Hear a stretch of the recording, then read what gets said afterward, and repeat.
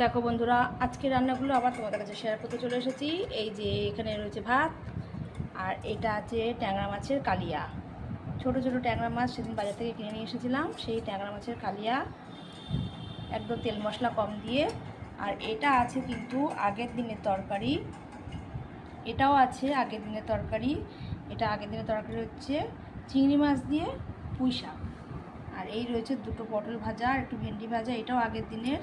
আর আজকে রয়েছে এটা হচ্ছে কী বলে ওটা, ভুলে যাচ্ছি, কচুরলতি ভাজা পেঁয়াজ আর রসুন দিয়ে।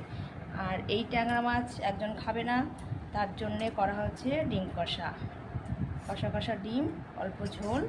আর রয়েছে বেগুন ভাজা, আর রয়েছে এখানে পেঁয়াজ, আর রয়েছে টক দই। এই হচ্ছে আজকের দুপুরের লাঞ্চ। তোমরা কে কী রান্না করেছো অবশ্যই জানিও।